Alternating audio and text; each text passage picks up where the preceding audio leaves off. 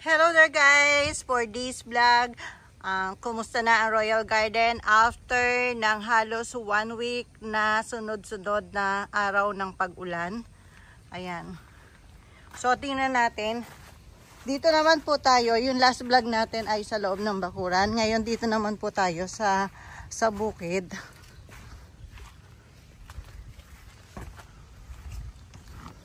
Kung napapansin nyo, nagbo-blue tayo ng kulay ng paso. Nagtatry tayong humanap ng ibang kulay na maganda sa mata. So ngayon, blue naman yung tinry natin na ilagay. Ayan, bago nag-start yung pag-ulan, yung pagbagyo, nakapag-trim na kami ng mga grafted dito. Kaya okay na okay sila. Hindi kami nangangamba na baka masira. Ayan.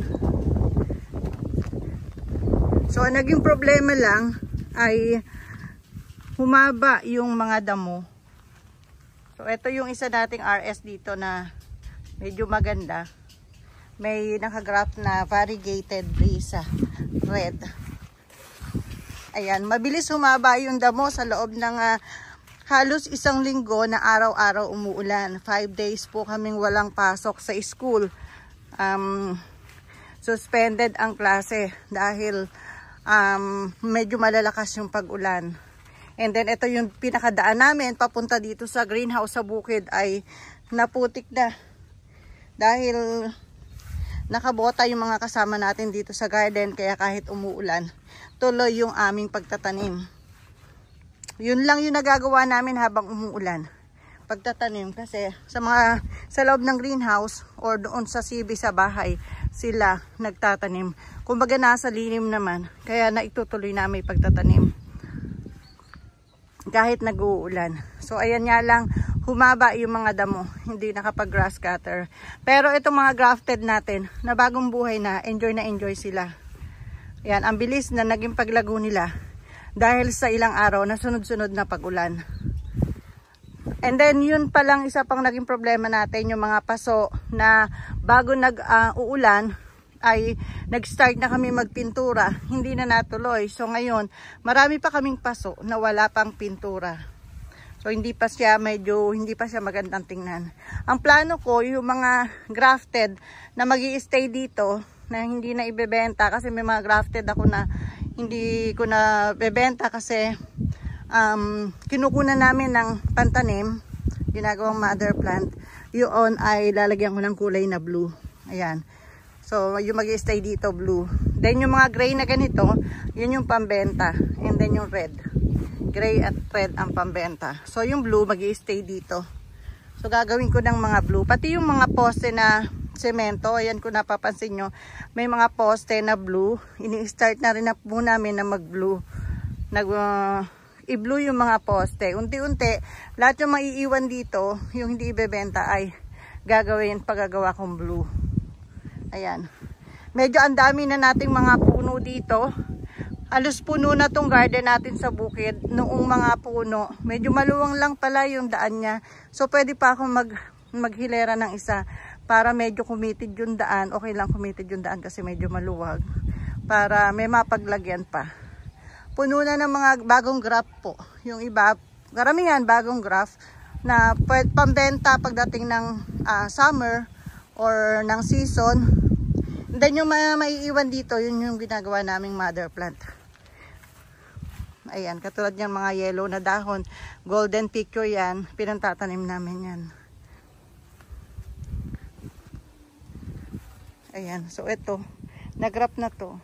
Ayan, buhay na. Variegated brisa red din. Ayan, buhay na rin. So yung ito mga hindi pa nagagrap to. Inabutan ng pag-uulan to. Kaya naghabaan yung mga sanga, hindi pa nagagrap. So ang dami pa palang igagrap. Ayan, kapag naigrap to, namulaklak, and then napinturahan yung paso, maganda na po siyang tingnan. Hindi nga lang medyo maganda ngayon talaga. Hindi maganda dahil yung mga paso nila may lumot-lumot, madumi. Kapag naayos yung paso, and then nag-grass cutter yan, maganda ng tingnan yan.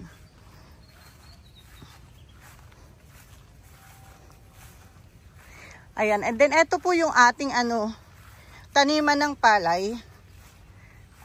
Yan, okay naman siya kasi nung maliliit pa siya nung nagbagyo, ngayong nagbagyo. Pero kung sila malalaki na, sapaw na or may uhay na, may bunga na, medyo masasalanta sila. Pero karamihan po dito lahat, pati mga kapitbahay, wala pang uhay, halos katatanim pa lang. Kaya okay na okay sila. Ayan po, yung paalay namin. Bari yung sa akin dyan, 1 hektarya lang dito sa tapat na to. So, sob yung pambigas namin. Dahil dito. So, ayan. Ito may tapakan na kahoy dito para doon sa mga ginagrap ng matataas. Na matataas na puno. Ay, hindi nang ina ng hangin ang aking payong. Ang lakas ng hangin. Ngayon lang pong araw na to umaraw. Mula po Monday, walang pasok. Talagang umuulan, as in maghapong umuulan hanggang gabi. Ngayon lang araw na to, Friday. Ngayon lang umaraw. Kaya naisipan ko mag-video. Ayan, ang lalago na ng mga grafted, hindi na-trim dahil nga nag-uulan. So kailangan siguro to i-trim muna. Kasi naghahabaan yung mga sanga nila. Oh. Naghahabaan yung mga sanga. Yan. And then, isang araw mag-grass cutter para kuminis tingnan. Ay, ang ganda ng mga 21 Moonlight Jewels. Tapos, eto, Milo Batik. Ang daming bulaklak, oh. Kahit umuulan, namumulaklak si Milo Batik. Ito pa, ang Moonlight Jewels. Ayan, eto naman yung mga RS na igagrap pa lang. Yan, madami pang dahon. Ayan, inabutan na kasi ng bagyo, hindi na i-grap. So ngayon magi-start ulit na mag-grap yung mga kasama natin dito sa garden. Basta nagtuloy-tuloy yung pag-araw. Hindi kasi pwedeng mag-grap ng tag-ulan kasi basa yung sanga. Kung may lilim sana dito, kung may bubong, okay lang. Pag basa yung sanga, and then basa rin yung sanga na igagamitin mo pang grap yung sayon, hindi pwede. Masasayang lang. Ay, ang blueberry, ang dami niyang bulaklak, oh. Ayan. So, Milo Batik at blueberry ang maraming bulaklak ngayon kahit nag-uulan. Ang ganda ng blueberry na to, ang daming bulaklak. Yan, ito isa to sa blueberry na kinukuhanan namin pang grap. So, hindi rin siya pambenta siguro pag ganyan. Basta kinukuhanan ng sanga. Hindi pwedeng ibenta.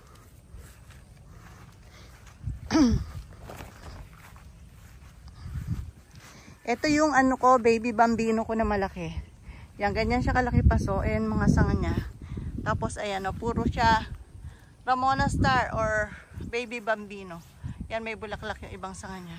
Katitrim lang kasi niyan bago mag-uulan. Ayan. Isang puno yan, puro baby bambino. Kaya magpapagawa pa ako. Bali, gagawin ko lang siyang mother plant para meron kaming kuhanan ng mga pang-grap. Halimbawa, ito gagawin baby bambino. Oh. Doon kukuha ng sanga. Ayan. Ito isang RS ko na ano, na super malaki rin. Magandang tingnan. Yan. Pero hindi pa siya nagagrap. Yan. Then ito yung pinakamalaki kong RS dito sa garden. Yan. Si Mama ang tawag ko dito.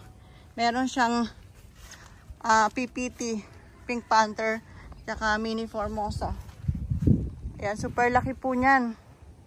Super laki as in.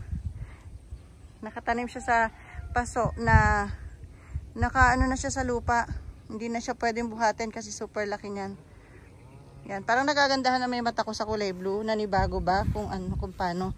Kasi puro red ako dati. Parang nagagandahan yung mata ko ngayon sa blue. Parang gusto ko damihan si blue.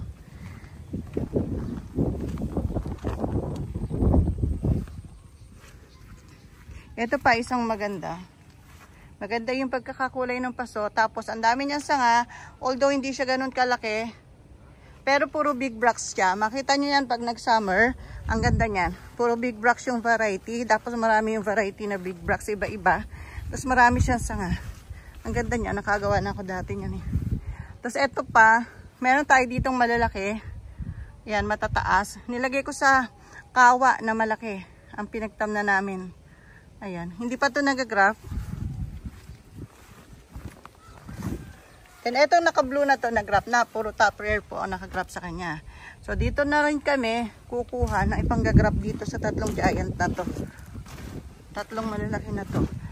Actually hindi naman siya ganun kalaki. Mataas lang siya. Ayan.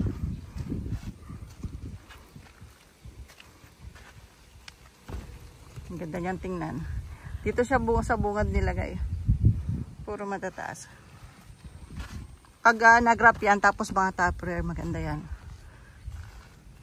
Okay, that's all for today's vlog. Nailibot ko na kayo dito sa garden, sa bukid. Sobrang madamo nga dahil naalagaan ng ulan. So mga ilang araw pa mag-grass cutter na kami. Ayan.